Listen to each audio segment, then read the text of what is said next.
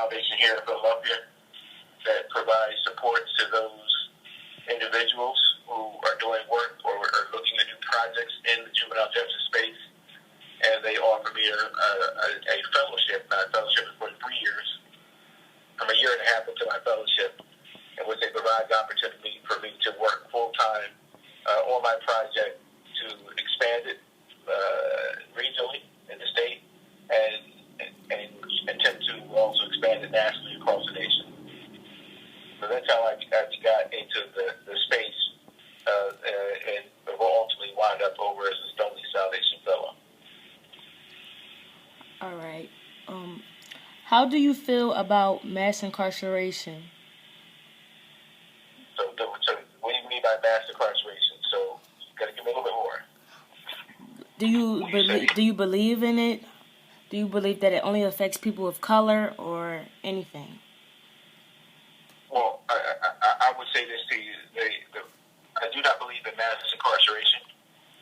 It is clear that mass incarceration is not the answer to the issues and the ills in both in any community, but more importantly, in the African American community.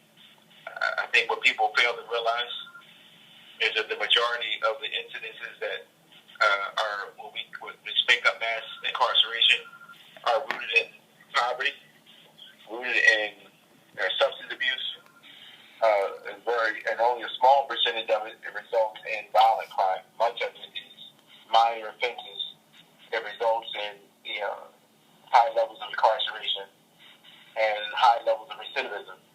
So if incarceration works, right? If we're having a conversation about incarceration, then we would think that if I locked up, let's say, 20,000 people, incarcerated 20,000 people in the city of Philadelphia, I'm just making that number up, that's not a number, the number would go down next year, right? Because obviously incarceration is demonstrating that if you do something bad, you can get arrested, and that would stop others from doing those offenses. Well, not only does it not stop those others, by example, 20,000 people will still do crimes again the next year, but those 20,000 that are arrested, the data all shows that they will come back repeatedly now based on those, just the fact of them being incarcerated. And so I do not believe that mass incarceration is the answer to the ills and the issues that we have in our communities. And a more holistic approach, particularly early prevention. And that's why I spend my time in the space of juvenile justice, because I think that guy or girl who shows up later in life, if the right things were done by him or her earlier in their life, you could have probably changed the trajectory and they would have had a better opportunity. I don't know, does that make sense? Yes. Okay. My next question is, have you seen a change in the youth through the police department's youth diversion program? So give me that to say it again. Do I see a change? Yes. Change in who? Is in the youth. Is it a positive change in the youth? Like, is it influencing them and helping them? Oh yeah. Well, so listen. So for the purpose of, so let's take. I'll give you an example, and I know you take it. So I'll give you a lot in a very, and you'll just have to sort it down. But let's think about the situation that would happen in school prior. And so you may not are aware, but through your analysis, but in the state of Pennsylvania, a 10-year-old child, a minimum age for a 10-year-old person to get arrested is 10 years of age. Now, how old are you? I'm 17. 17. So, just think back when you were 10 years old, okay? But your 10-year-old hat on. It's too far from me. I'm 53, so I can't go back that far. But you walk into school with a pair of scissors, and you may have finished the project the night before or didn't finish the project the night before, and you walk through the school and you go to the metal detector, and that metal detector goes off. And next you know, the school officer is calling for the Philadelphia Police Department, and the Philadelphia Police Department comes and grabs you, takes you out of school at 10 years of age, fingerprints, photographs you, and holds you in a cell block for almost 6 hours waiting for your parent to come to pick you up. The next day you go to an intake center where they decide that, maybe you don't need to go see the judge, but we're going to put you in a program, the youth aid panel, where you'll be meet with a panel of community leaders and a police officer. They'll tell you to do certain things, and then after that, if you stay out of trouble for 3 months, you can get your record expunged. Now, what do you think about that? I don't expect you to answer that, but I'm just saying, I mean, and so what happens now when the Philadelphia police officer who comes into school who had arrested you now says he's not arresting you? Matter of fact, he's going to come to your home and they're going to do a home assessment just to make sure everything's home. And what happens if they get to your home and they realize that in your home there's no food? In your home there's a host of issues going on, and they're going to provide supports for you that were not even part of the process, but a continuum of the supports you can get. That they move you into a program and to help you, because you may have been bringing that weapon, let's say it wasn't for what I described, but because you're getting bullied on your way home, or certain other issues are happening that cause you to bring a pair of scissors to protect yourself. And then you get into that program, you don't have to worry about any arrests. Life starts to make, seems a little bit better for you because, the person you spoke to in your program starts to help you with those supports. Maybe maybe you don't have anybody in your home that gives you any love or any supports. Maybe there is other issues going on. Maybe there's sexual abuse or physical abuse that they also find out in that process. I would hope and would think that child who got those kinds of help, who sees their life in a different way, or touched by somebody who touches them in a different way and tells them, hey, guess what, you are beautiful, when they may not have heard that before, is getting a lot of benefits from that. More importantly, all the data says that had I arrested that 10-year-old child, that there's a strong possibility that there's 3 times likely that she is going to come, or he or she is going to come back into police custody again, and that system will continue and continue and continue. So we right now we diverted close to over 1,400 kids as part of the program. We've only had about 130 kids who went on to do other offenses, which demonstrates that a majority of the kids are doing well. A lot of the kids have gotten themselves back on track, and their minor bumps.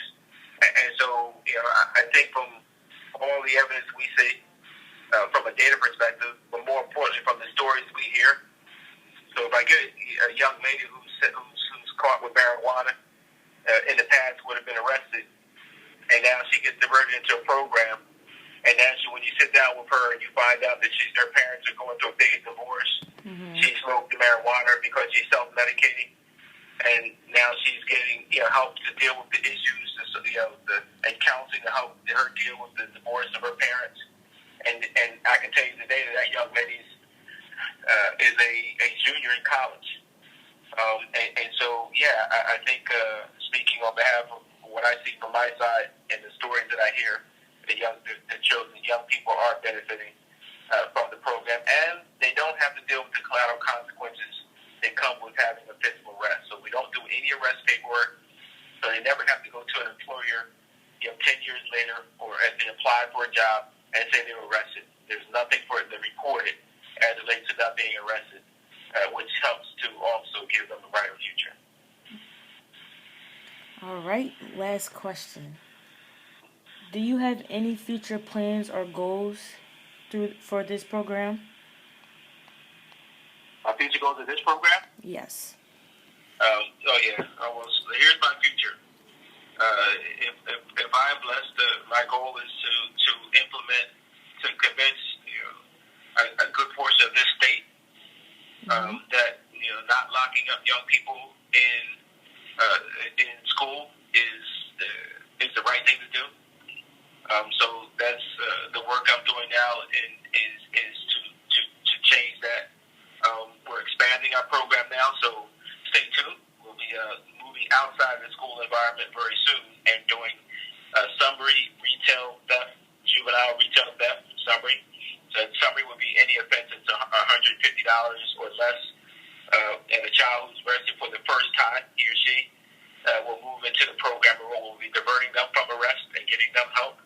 I think that's the second tier of kids who are out there potentially struggling because they don't have clothes, because they don't have food, and arrested and brought into the system.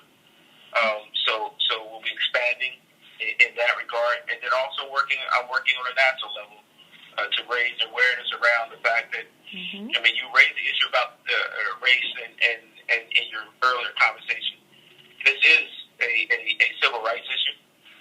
This is an issue where a disproportionate number of African American Latino kids are disproportionately impacted by arrests, whether it be in the juvenile setting overall, but more importantly in the school setting, that an African American child is 3 times more likely to be arrested than a white child in school, in a school setting. That is a problem both locally, and that's why we're dealing with it here in the city of Philadelphia by having this diversion program. Regionally, across the state, it is an issue, and more importantly, across the nation. And it's unacceptable that African American children should not get the same level of opportunity that a young child, white or black, in our suburban and more wealthier communities. I'm not trying to say to go out there and arrest any other race to balance the scale. I just want every child, no matter what color they are, no matter what part of the nation they live in, have the same opportunities as any child, whether it should not be because of his wealth or the color of his skin. But there is clearly an issue of disparity in who is impacted by the schools and who they decide to call. And so a part of this work is raising the awareness around, why are so many African American children, and why is the criminal justice system using control what is normal adolescent behavior? Young people fighting in a school, or no one's injured. Things that, we have to change the cycle, and it's going to take a lot of work, but we keep at it. All right, that is all my questions.